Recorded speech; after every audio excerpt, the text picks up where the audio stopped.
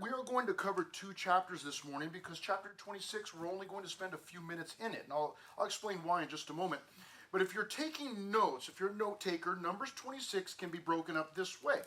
It can be broken up beginning at verse 1 all the way down to, I forgot to put the verse for myself, all the way down to verse 51. Verse 1 to verse 51 is a list. And really what that is it's the second census. Why is the book of Numbers called Numbers?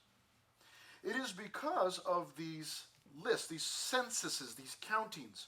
Because it began with one, chapter 1, we opened up the book with one of those.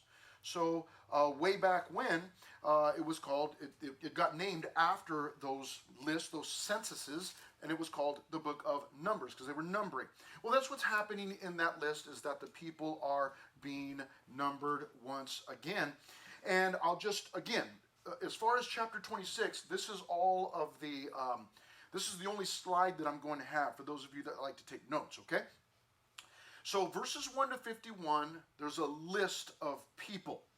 And if you look at your Bibles at verse 51, it says, these are those who were numbered of the children of Israel, 601,730. And so we go, okay, 601,000, okay, that's a lot of people. We're kind of working our way backward. If you go back to verse 1, okay, we looked at verse 51 and saw the total number. But look at verse 1 because there's some explanation that we need here. And it came to pass after the plague. So there had been a plague, okay, when we last left the book of Numbers, the people, they were dying because of disobedience. And they had actually gotten involved with some of the local people there, and they had gotten involved in sexual sin. And so people were dying as a result of their disobedience. So it says that it came to pass after the plague that the Lord spoke to Moses and Eleazar, the son of Aaron, the priest. So Eleazar was the priest. Okay, he took over for Aaron, his dad Aaron. Aaron had died. Verse 2, take a census of all the congregation of the children of Israel from 20 years old and above. So we're counting only those that are 20 years old and above by their fathers' houses, all who are able to go to war in Israel. Now, some of you will not like this. Some of you will be very glad for this. But it was the 20-year-old males, when it says those who were able to go to war, that had previously been established as the guys that could go to war. So this number that we get in verse 51, what was it, 601,000 people, is really not an accurate number of every single individual because they were just getting a count of the 20-year-old males, anybody that was 20 years old, a guy, and older. So there were many more women. You can imagine that there were lots of children. It's funny, the children of Israel, as I'm going through the story, Genesis, Exodus, Leviticus, Numbers, huge families, lots of kids. They remind me of my Hispanic family, you know, my Mexican family. Not just my own immediate family. I've got 4 kids, but even, you know, when we get my entire family together, my aunts, my uncles, you know, cousins, it's a typical Hispanic family. You know, you just like, it's like, man, I don't even know who these kids are. Whose kids are these? You know, there's kids running all over the place. Everybody's got multiple kids, big, large families. And so you can imagine that if there were 601,730 20-year-old males, 20 years and above, you know, if each one had an additional family member, you double the number. If each one of them had, you know, 2 more family members, you triple the number. You understand? So the number can be quite high. Okay? Now, again, I'm not going to go through all of those verses, read every name and all of the numbers. You're welcome to do that if you want. But what's going on here? Let me tell you why this is happening. God commanded the people to be numbered once again because they are on the move. This is a transitional time.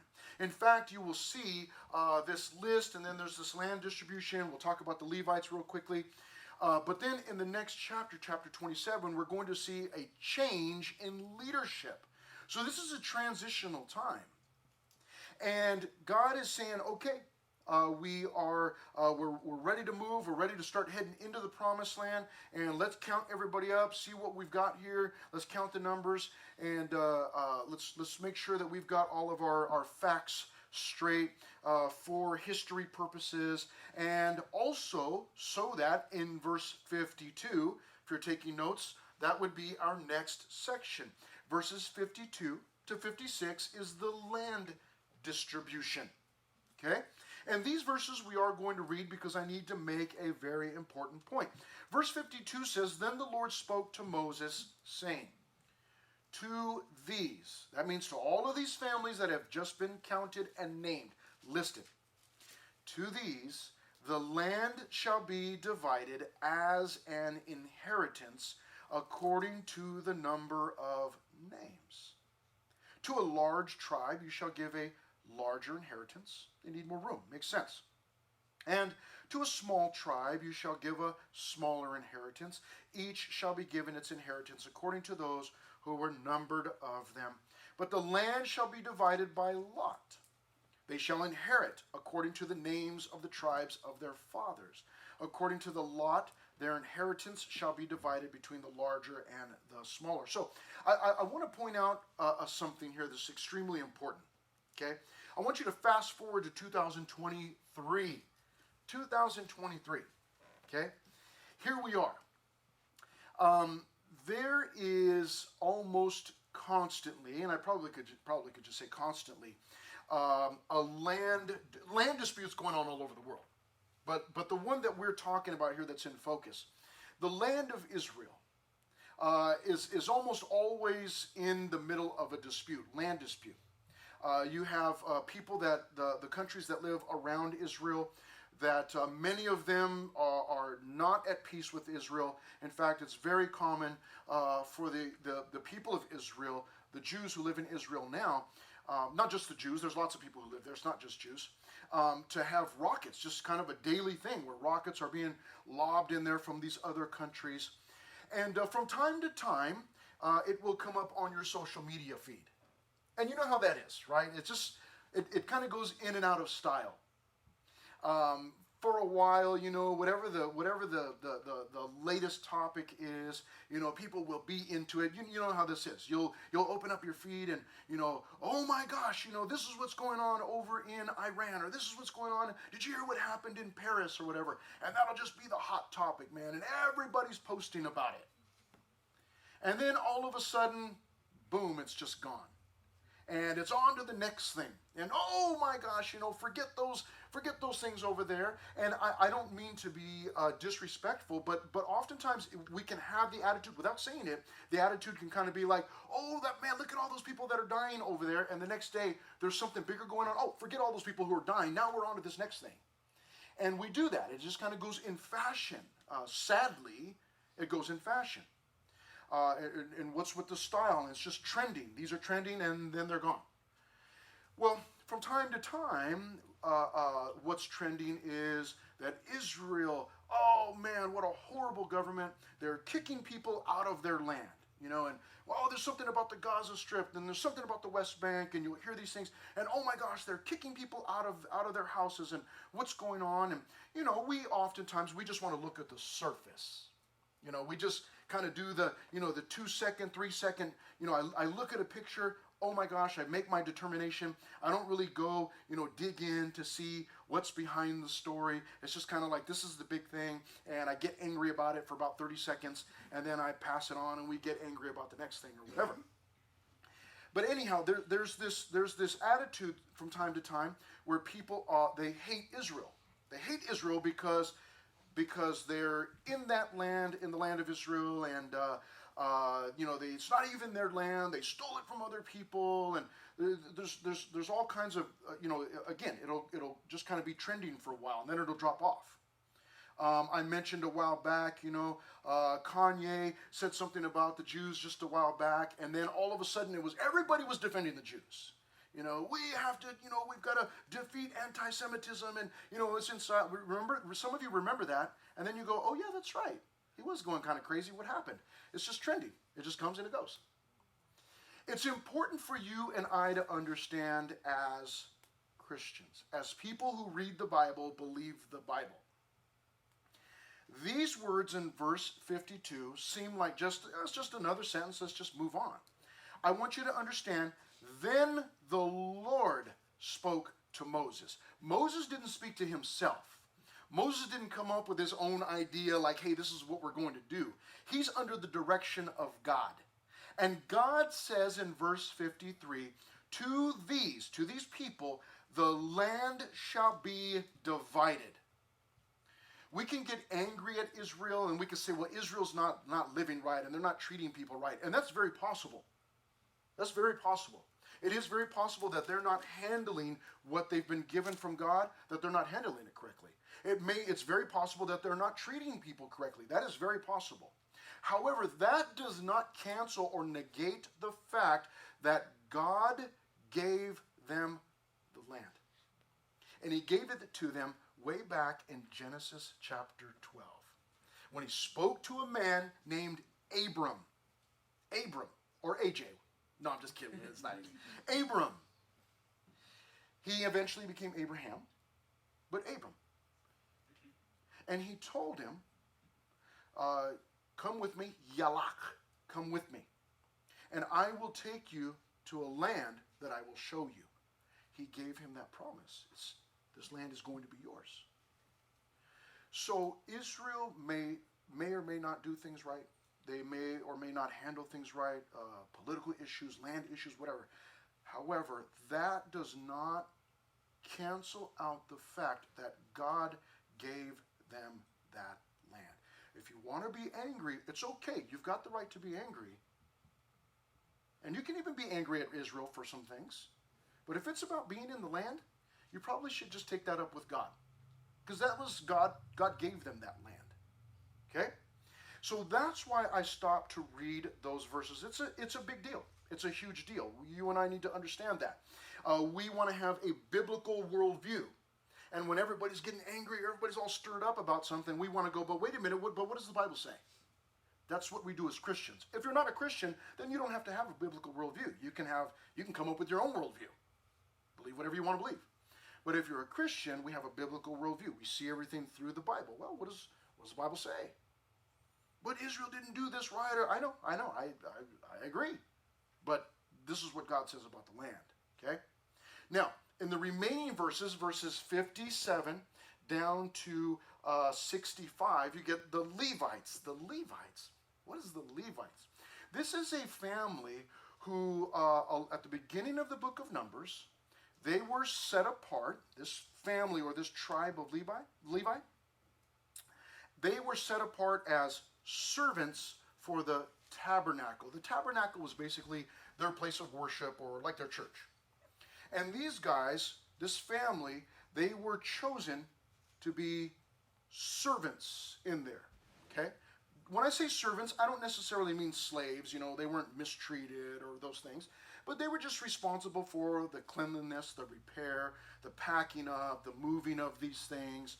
And so the Levites actually were not given, the priests and the Levites were not given specific plots of land, because their inheritance was, they got the Lord. That's what they got. Now, it doesn't mean that they didn't get land or whatever. They were obviously taken care of, but that's what the point is being made in there. But look at verse 64.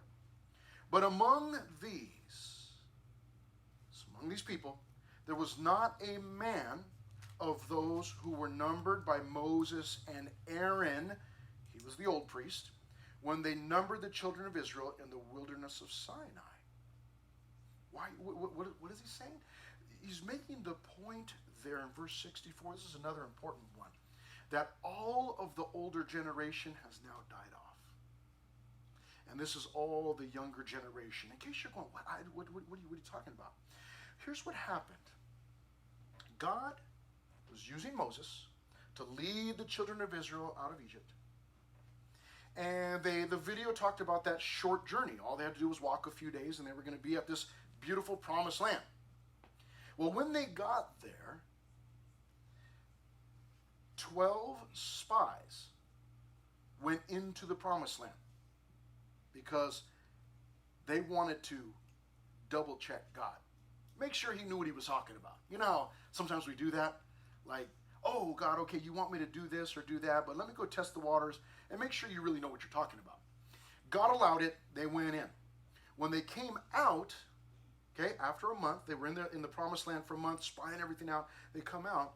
10 of those cats said, it's a beautiful land. Everything that God said is true. However, there are very large people living in the land, and we're scared, and we cannot go in there. And 2 of those guys said, no, we can go in. God said we can go in. We got to go in. And we had this picture of the 2 guys. They were the picture of those who live by faith. Yeah, it's scary. Yes, there are some big people in there. Yes, there are challenges. But this is the direction that God is leading us in. Let's go by faith. And then you have the other 10 guys who were a picture of a life lived in fear. Yeah, God says to do that, but we can't do that. Even though God said we could, we don't trust him. We can't do that. So you had this picture, okay? Now, at that point, God says, okay. Because basically all the children of Israel, all the people out there said, we're going with the majority, right? It was the mall mentality. Everybody's going to the mall, so I guess we should all go to the mall. Or mob mentality. I don't know. Everybody's running that way, so I guess we should run that way. I told you I was in, just a while back, my wife and I were in the mall in San Bernardino, okay? Beautiful city, okay? If you ever get to visit, spend a vacation there, you should totally do it. We were in the mall. We had just walked into the mall. J.C. Penney, okay? J.C. Penney. It's like, don't old people shop there? Hello? Okay, so I was going in, I'm looking, but I had just seen a friend. I'm in there for like 30 seconds. I'm talking to a friend. I ran into a friend. We're talking. And my wife took off, and she was going to go look. Well, then all of a sudden, we hear something. We look up, and there are people running past it, at us and past us. And, you know, my friend and I, you know how dudes are, right? What? What's going on? You know, everybody's running. Why is everybody running, you know? And I mean, I'm talking a mom and her older daughter running by. The daughter's crying, ah! And I'm just like, what's going on, man? What's happening? You know? And then somebody says, there's a shooter. There's an active shooter in the mall. And you know how guys are? What? And then we're standing there, and then it's like, okay, I guess I should go. And then I'm looking around like, where's my wife? She was already at the door. She had the door open. She's like, Chris, come on. You know, it's like, what? And then I do one of these. Oh, there's an active shooter. Okay, oh, yeah, all right. Oh, okay, man, see you later, you know. And, take off or whatever. And, not a big deal, but mob mentality. You know what I mean? It turned out there was a shooter, but he was on the opposite side of the mall, and it actually wasn't even in the mall. It was some kind of problem out in the parking lot. But people heard about it, and the whole mall emptied.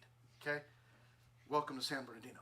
Okay, but it's that idea, like, just everybody's doing it, so let's just go. But my mentality is like, I see everybody running that way, but I think about, I'm practical. Sorry about that. I'm just practical, and I go, I'm not running that way unless I know what they're running from and where they're running to. Is there some kind of virus going on and all these people are going to run outside, run up the bridge and jump off? I'm not doing that. Like, where are we going here? That's how I think. Anyhow, it's that mob mentality. And everybody in this situation said, well, the 10 said, we can't go in there. So we're going to stop trusting God and we're going to trust these men.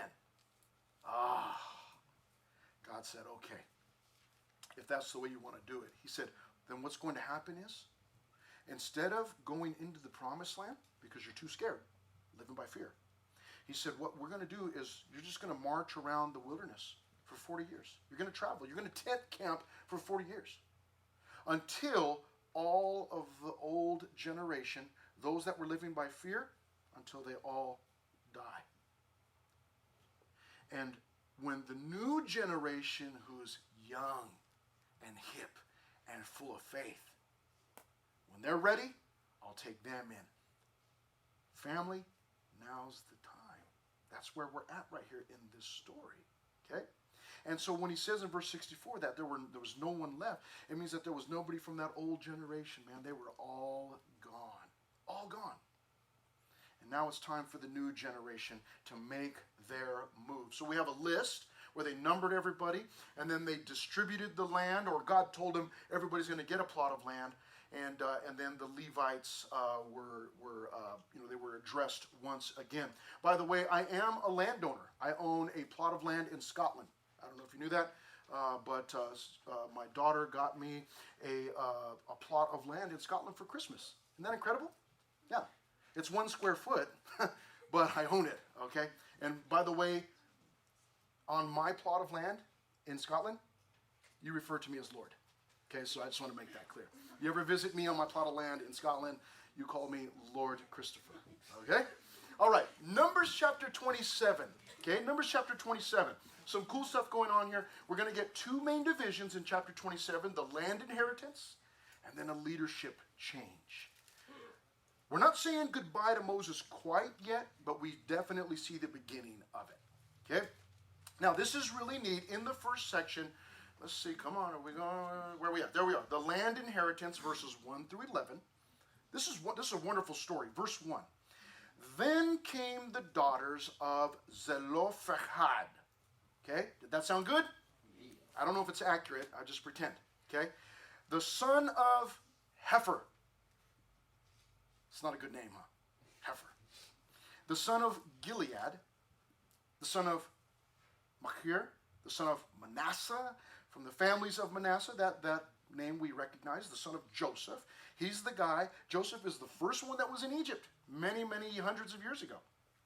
And these were the names of his daughters.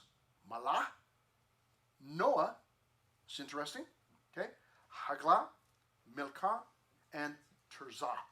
Okay, so this family, the family of Joseph, this is generations later, here come all of these daughters. Man, how many daughters is that? 1, 2, 3, 4, 5 daughters. Good night, nurse. Okay, I've got 3 daughters, and daughters are sharp. Okay. When you get older and you get married and you start having kids, you'll see for yourself. Girls are incredible. They're awesome. Okay? The guys might be one day, but the girls are awesome. Okay? And so listen, here's what they do. Verse 2. They stood before Moses, before Eleazar the priest. No fear. You know, sometimes you're afraid to talk to somebody that's in authority, authority figure. These girls, not a problem. They all 5 of them come. And they stood before Moses, before Eleazar the priest, and before the leaders and all the congregation. Man, they no problem. By the doorway of the tabernacle of meeting. So they're there. This is the meeting spot. And here's what they say in verse 3. Our father died in the wilderness. It was one of the old generation. But he was not in the company of those who gathered together against the Lord. Our father never rebelled. He didn't rebel against the Lord. He was not part of that. In company, in verse 3, with Korah. That's one of the people that rebelled against God. But he died in his own sin, meaning that doesn't mean that he was in sin and he died necessarily. It just means that he got old and he died. And he had no sons. Why should the name of our father be removed from among his family because he had no son? Give us a possession among our father's brothers. In other words, they came and they said, hey, we understand that our dad's gone, and if he had a son, then that son would get the land, the plot of land that would go to his dad. These ladies go, but we don't have any brothers. My dad didn't have any sons. So they said, so can we have the plot of land that would go to our father normally? Okay? So let's see. Does God love women? Does he hate women? What's his attitude toward them? So Moses, in verse 5, brought their case before the Lord. So Moses goes and talks to the Lord. What do you want to do? And the Lord spoke to Moses, saying, the daughters of Zelophehad speak what is right. You shall surely give them a possession of inheritance among their father's brothers, and cause the inheritance of their father to pass to them. I love it. God says, no, this is accurate.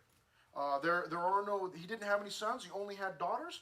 take care of those daughters. Give them a plot of land. They need the land. They need somewhere to live. They need to be able to survive. I love that. I love when we get those times where you see God taking care of these individuals. Does God like women? You know, there have been so many critics of the Bible over the, ever since, from the beginning. God, women are mistreated in the Bible, or they're subdued, they're below, come up with all of these things. But we see that God here says, no, this makes sense. The ladies are right. They need a plot of land. Give them a plot of land. Okay, so I like it.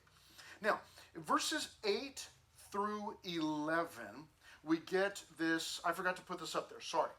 This land inheritance, we see these females. Okay. Now, in verses 8 through 11, we see family order. What God does, now I like this. These ladies, they came and they brought up the topic. So God took care of those ladies and then said, you know what, that's a good question. Let's talk about who gets the land.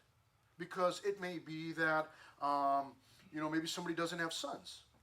Then the land would go to their daughters. But let's say they don't have any kids. Then who's it going to go to? Well, then it's going to go to this family member or go to that family member. We're going to make sure that we keep it within the family, is essentially what God is saying there in verses 8 through 11. The land will go, it will stay within the family. It might have to go to the dad's brothers, but somebody in that family is going to get it. We're going to take care of everyone. I love this.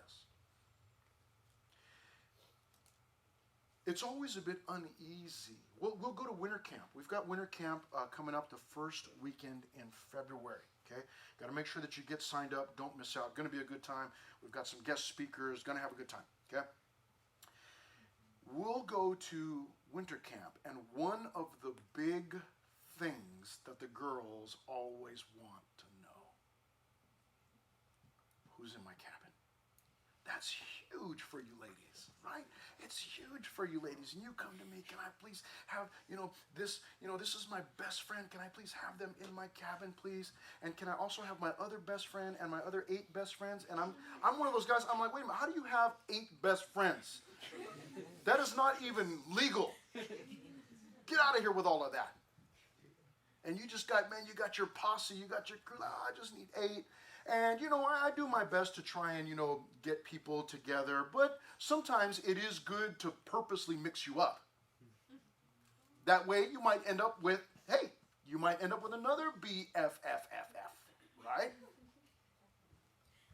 And so that's a big deal. And there's always that, oh my gosh. And then what I'll do sometimes is I'll tell you ladies, hey,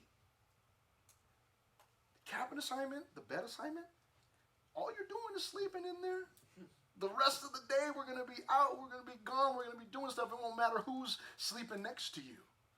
And, Friday night, everybody's pumped up, everybody's excited. But by Saturday night, forget it, man. People are snoring during the last session, you go to bed, and it doesn't matter, you could have a bear sleeping next to you, and it wouldn't matter. But that's a big deal. So you can understand, these ladies come, and they say, hey, do we get a plot of land? Are we going to have a place to settle? They want to be settled. Where do we have a place? And so God takes care of them, but he also goes and he talks about the family order. Everybody, this is how we're going to do it. If they don't have family members, then we'll do this, and we'll do this, and we'll do this. So I love that God, the Father, is settling everybody's hearts. I love it. That's what a good dad does. Settles the hearts of his children. Hey, relax. Calm down. If you, Fusion family, if you go to sleep at night and you go to sleep in peace and you don't know what's going on outside the house, you don't care if the doors are locked, unlocked, or whatever, because dad takes care of all that stuff, you got a good dad. Because you just go to sleep and you forget about everything, right? Leave food out on the counter and, dog didn't even get to bed and, everything's just all unlocked. But that's what a good dad does. Lay down. I love you. God bless you. Don't worry about it. I'll go around, fortify the house. Nothing to worry about. Okay? Now, where we are going to slow down here is in the second section here, second and last section, which is the leadership change, because there are some incredibly important attributes and characteristics that you and I need to understand. this leadership change. We are going to see Moses. He's being moved out. And who's going to take over for him? Joshua. Oh, Joshua. We like that guy, right? He's a warrior.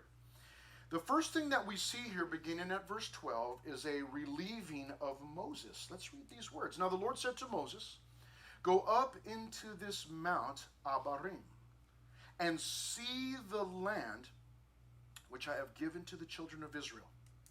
Now there's some sadness here because Moses is actually not going to be allowed to go into the promised land. We'll find out why in just a moment. But he is going to be allowed to go up on this mountain at the border and look over into the promised land. Okay? And it says in verse 13, and when you have seen it, this is God speaking to Moses, when you have seen it, you also shall be gathered to your people as Aaron your brother was gathered. What does that mean? It means, Moses, after you see the promised land, you're going to die. Not immediately. But what God is saying is you're going to see it, but then you're going to die before you can go into the promised land. Now that sounds mean.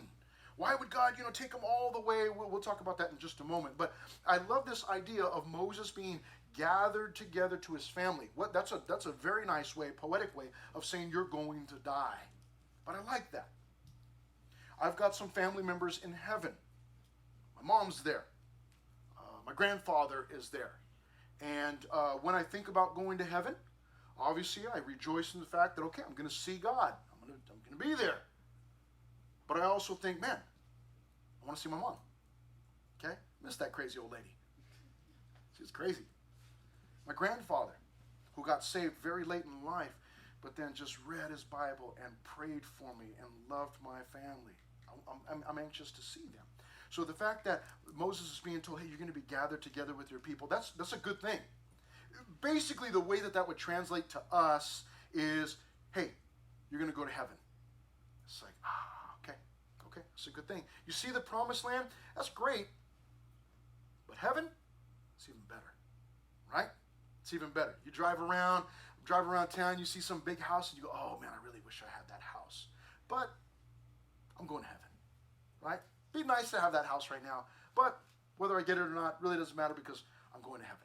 So, okay, I'm good with that. So verse 14 says, why is Moses going to die? For in the wilderness of Zin, during the strife of the congregation, I'll explain this, you, Moses, rebelled against my command to hallow me at the waters before their eyes. These are the waters of Meribah at Kadesh in the wilderness of Zin. What? For those of you that were not here, and even those of you that were here and you do not remember, Moses had been given a command. The people were thirsty. And God told Moses, you're the leader. I want you to go over to that rock, and I want you to speak to the rock. Okay? Sounds kind of weird, but I want you to speak to the rock, and when you speak to the rock, God says, I will cause water miraculously to come out of that rock. But Moses was angry. He was not angry at God, he was angry at the people because they were complaining. And Moses went over with his staff, his stick, and instead of speaking to the rock like God said, he beat the rock. Boom! You know when you get angry and you just crash something, hit something. Well, that happened with Moses. And what was revealed there was that act of rebellion was actually an act of rebellion against God. And it was a lack of faith on Moses' part. I didn't tell you to beat the rock. I told you to speak to the rock. You didn't trust me. You came up with your own way of doing it. And when you went and did it your own way, like Frank Sinatra, didn't end well. And so God is reminding him of that right here. He's saying, listen, you're not going to be allowed to go into the promised land because you disobeyed me. And what it's like, why was that so serious? Why was that so grievous? I'll tell you why. Because Moses was representing God. He was the leader. And God was not angry at the people, but everybody believed that God was. They couldn't see God. All they could see was Moses. And they said, well, if Moses is angry, then God must be angry at us. And that was not true. He misrepresented God. And so God says, you're not going to be allowed to go in. Now, there is another picture here. We've got lots of pictures in the Old Testament. There is this other picture, this other sense where Moses, he represents the law. Okay? The law came from God through Moses to the people. Okay? And the promised land represents a life of faith. And law, the old covenant, the law, what we're reading about the law, and the life of faith do not mix. And so Moses, representing the law, cannot go into this promised land, this life of faith. There must be a different leader. And guess who it is? This young man, and probably an older man by now, but younger than Moses for sure. His name is Joshua. In the New Testament, we would pronounce it Jesus. Now, this is not Jesus, but that's what his name would signify. That would signify Savior. Okay, so we get this wonderful picture of the laws, like, okay, moving that out of the way, and now this life of faith, and this gentleman named Joshua leading the people in. So that's who ends up being chosen. So anyhow, let's read this, verse 15. Then Moses spoke to the Lord. After he hears this, now he already knew about it, but he speaks to the Lord, saying in verse 16, let the Lord, the God of the spirits of all flesh, set a man over the congregation. This is wonderful. He's the outgoing leader, and he's okay with it. He says, that's fine. I messed up. That's okay, God. I trust you. And he says, God, I'm going to let you choose. Whoever you want. You choose the leader. That's a wonderful characteristic. Whenever you have been the leader of some club or a team, maybe a team captain or whatever position or leadership position you might have, when it is time for you to exit and you're to put somebody else in place, whether it's in church or school, on a team, in the family, whatever it might be, what you should be doing as a Christian is praying and saying, God, you choose the next person. I don't want to just do it myself and just pick, just pick him or her because they're good looking or because they run fast or any of those things. God, you choose. Give me wisdom, Lord. You choose. That's what he's doing here. That's wonderful. Even though Moses is giving up his leadership position, there's no bitterness, there's no anger, there's no resentment, there's no jealousy. Just, Lord, you choose. Verse 17, still talking about this person who may go out before them and go in before them, who may lead them out and bring them in, that the congregation of the Lord may not be like sheep which have no shepherd. In other words, God, bring them a leader, somebody who will lead them this way, lead them that way, lead them into the land, somebody with a shepherd's heart. Now listen, family, my opinion is that this is the greatest youth group in the entire world. Okay, that's my opinion. But some of you do not share that opinion, and you might end up at a different church. You might go to a different youth group or whatever. Somebody might invite you, come and visit my youth group, and you go, and, oh, this is way better, and whatever else, they got this, they got whatever, okay? But here's what you want. Here's an important thing, is whoever the leader is, that leader ought to have a shepherd's heart. A shepherd's heart. What does a shepherd do? For those of you that are not aware of what a shepherd does, a shepherd watches over his or her flock. Got sheep, he shepherds them. He watches, he makes sure that they are fed, make sure that they are watered, make sure that they're in peace, make sure that they are not being attacked by outsiders. Okay? So sometimes, when we go to the beach during the summer, do our beach trips, I tell you guys, hey, no bikinis. And for the guys, no Speedos. Okay? But for the girls, no bikinis. Why? If you want to wear a bikini when you're with your family, you got the freedom, go ahead. God doesn't hate you for wearing a bikini. That's not the point.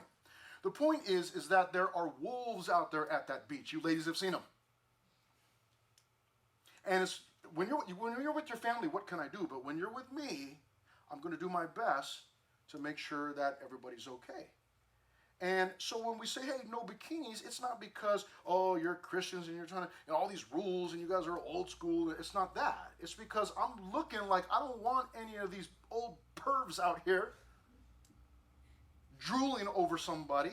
Like we're just trying to come and have a church day at the beach and just have a good time. I'm not trying to deal with all that.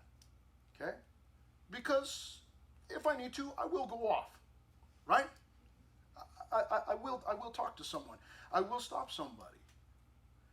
It has happened before, not lots of times over the years, but it has happened before where I was like, hey, listen, man, you need to put your eyeballs back in your head and just push it along. Let's go. What are you doing? Get out of here. So that's the idea, is wherever you end up, whether you stay here or you go to another church, wherever you're at, the leader must have a shepherd's heart. That person must care for you, care about your well-being, and not just care about you when you're at church or youth group or at the event, but care about you all of the time. Be available to you. A shepherd, if need be, will sleep out with the sheep. Remember when Jesus was being born and the shepherds were living out in the fields with the sheep?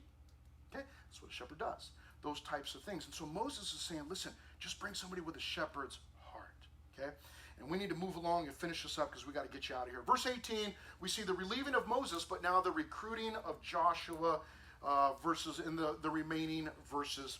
And the Lord said to Moses, take Joshua, the son of Nun or Nun, with you, a man in whom is the Spirit. So you want that in a leader. Somebody who's filled with the Holy Spirit. And lay your hand on him. That's a sign of passing the torch. Set him before Eleazar the priest and before all the congregation and inaugurate him in their sight. And you shall give some of your authority to him. Moses, start sharing your responsibilities with him, that all the congregation of the children of Israel may be obedient. He shall stand before Eleazar the priest, who shall inquire before the Lord for him by the judgment of the Urim. The Urim and the Thummim were believed to be, we don't know for sure, but they were believed to be stones that they would keep in a pocket, and they would ask the Lord a question, pull out one of those stones and get their answer. It's there's mystery around it. We don't really understand what exactly that is, but basically what God is saying is, put this guy before everybody, and let's make sure that everybody knows that I've chosen him. Verse 21, at his word they shall go out, and at his word they shall come in, he and all the children of Israel with him, all the congregation. So Moses did as the Lord commanded him. He took Joshua and set him before Eleazar the priest and before all the congregation. And he laid his hands on him and inaugurated him, just as the Lord commanded by the hand of Moses. So Moses is not done quite yet. We'll see him continue on in the book of Numbers, but this is the transition, and now Joshua is in the mix, and he's getting set up and prepped, and he will eventually lead the people. You ever heard of the book of Joshua? You ever heard the story of Jericho? Okay, some incredible things that happen through Joshua, representative of the life of faith, being led by faith. Okay, so some wonderful things in here that we've learned, and let's go ahead and pray. Father, thank you for